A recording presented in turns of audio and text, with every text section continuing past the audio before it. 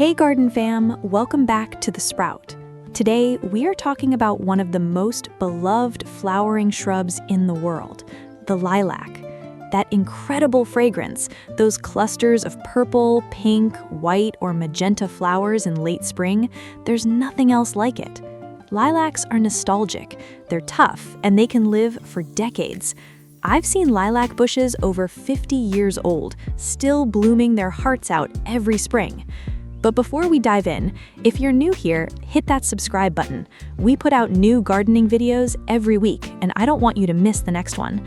Also, drop a comment below and let me know, do you have a lilac in your garden? What color? I'd love to hear about it. Now let's get into it. Lilacs are not difficult to grow, but they do have specific needs, and if those needs aren't met, they'll refuse to bloom. You'll get a big, leafy bush with almost no flowers. Sound familiar? The most common reasons for lilacs not blooming are not enough sun, improper pruning, and here's the big one, wrong soil pH. As we've talked about before on this channel, pH can make or break your plants.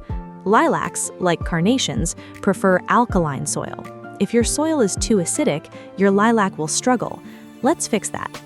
In this video, we're covering everything you need to know: planting, sun requirements, watering, soil and pH, fertilizing, pruning, deadheading, common problems, and how to get the most fragrant blooms year after year. First, let's talk about sun. Lilacs love sun. They need full sun. That means at least 6 hours of direct sunlight every single day. The more sun, the more flowers.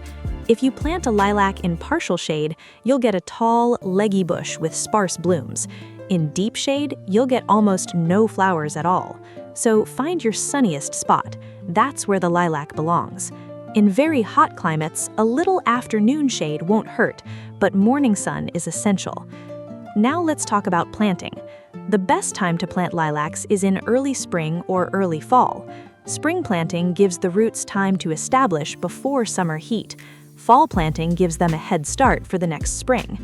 Dig a hole twice as wide as the root ball, but no deeper. Lilacs don't like to be planted too deep. The top of the root ball should be level with or slightly above the soil surface. Space your lilacs at least 5 to 10 feet apart, depending on the variety. They need good air circulation to prevent powdery mildew. Now let's talk about soil and drainage. Lilacs need well-draining soil. They absolutely hate wet feet. If the soil stays soggy, the roots will rot. If you have heavy clay soil, amend it with compost, sand, or gravel to improve drainage. Better yet, plant lilacs on a slight slope or in a raised bed. They also prefer loamy, slightly rich soil, but not too rich.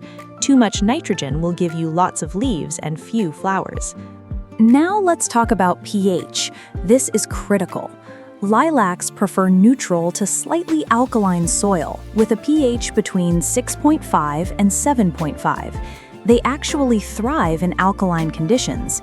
If your soil is too acidic, below 6.0, your lilac will struggle. The leaves may turn yellow between the veins, that's called chlorosis, and you'll get few or no flowers. So before you plant a lilac, test your soil pH. It's easy and inexpensive. If your soil is too acidic, add garden lime to raise the pH. Do this in the fall so it has time to work into the soil before spring growth. If your soil is already alkaline or neutral, you're good to go. This is one of the most overlooked reasons for lilac failure. Don't skip this step. Let's talk about watering. When you first plant a lilac, water it deeply once a week for the first year to help the roots establish. After that, lilacs are surprisingly drought tolerant. Water only during extended dry periods. Overwatering is a bigger problem than underwatering. Once established, a lilac can go weeks without supplemental water. When you do water, water deeply at the base of the plant. Avoid overhead watering. Wet leaves can lead to powdery mildew. Now, let's talk about fertilizing. Lilacs are not heavy feeders. In fact, too much fertilizer will give you lots of leaves and few flowers. Here's my rule. If your lilac is growing well and blooming well, you don't need to fertilize at all. If growth is slow or leaves are pale, apply a balanced fertilizer like 10-10-10 in early spring, just as the leaves emerge. Use a low nitrogen fertilizer. High nitrogen encourages leaves, not flowers. Bone meal is also excellent for lilacs. It adds phosphorus for strong roots and blooms. Do not fertilize after midsummer. Late-season growth can be damaged by winter cold. Now let's talk about pruning. This is where a lot of gardeners mess up. Lilacs bloom on old wood. That means the flower buds for next spring are formed on the previous year's growth. If you prune in fall, winter, or early spring, you're cutting off next year's flowers. So when should you prune? The best time is immediately after the flowers fade in late spring. You have a window of about 2 to 3 weeks. After that, the plant is already setting buds for next year. Here's how to prune. First, remove any dead, damaged, or diseased branches at any time. Second, remove sucker growth from the base. Those are small shoots coming up from the roots. You can leave some if you want a bushier plant. Third, remove old, thick, woody branches, about 1/3 of the oldest branches each year. This encourages new growth and keeps the plant from getting too tall and leggy. Fourth, cut back the tips of branches that have finished flowering to the first pair of healthy leaves. That's it. Don't go crazy. Lilacs don't need hard pruning every year, just a little maintenance. Let's talk about deadheading. Deadheading means removing spent flower clusters. This is not strictly necessary, but it has two benefits. It makes the plant look tidier, and it prevents the plant from putting energy into making seeds. That energy can go into next year's flowers. To deadhead, cut off the old flower cluster just above the first set of healthy leaves. Don't cut off the leaves themselves. Do this right after the flowers fade.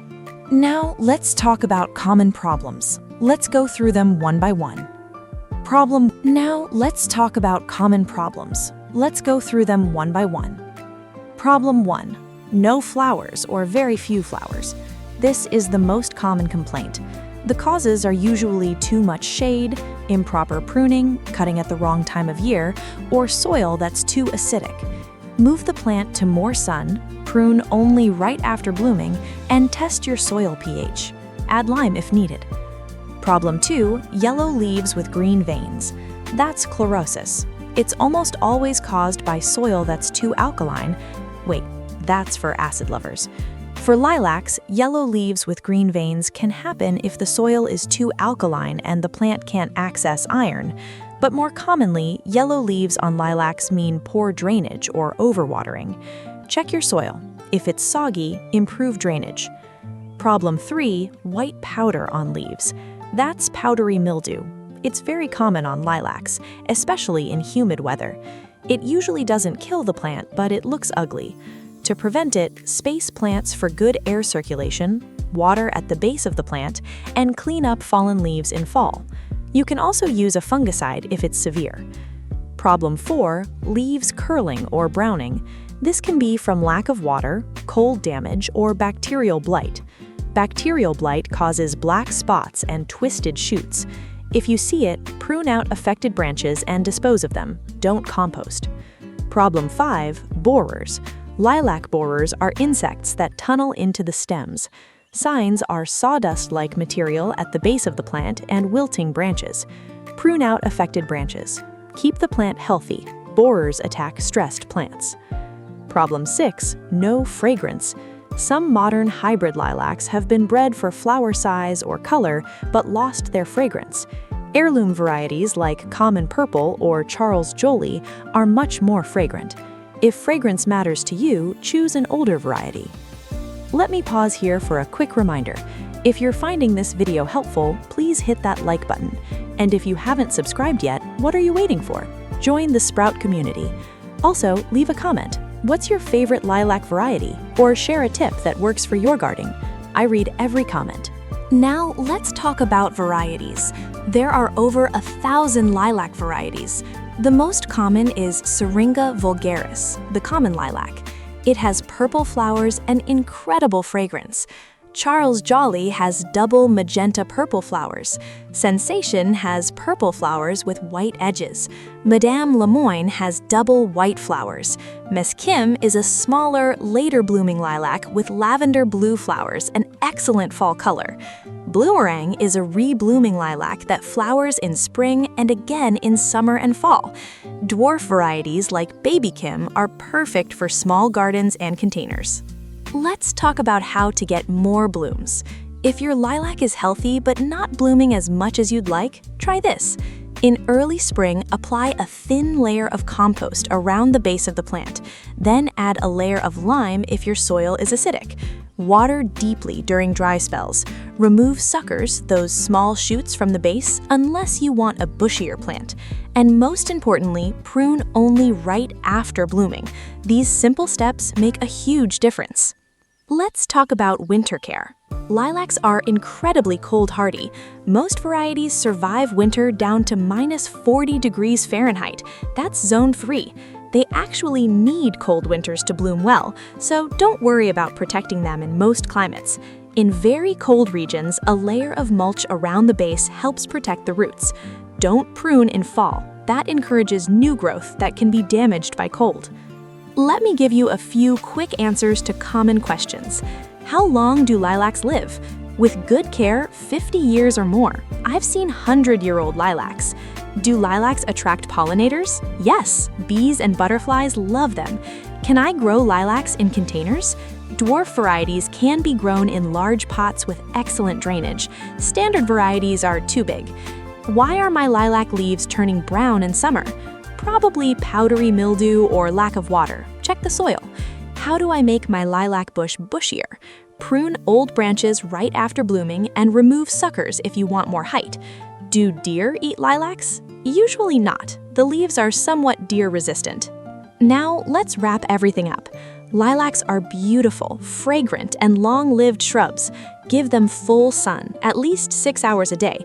Plant in well-draining soil. Test your soil pH. Lilacs prefer neutral to slightly alkaline soil between 6.5 and 7.5.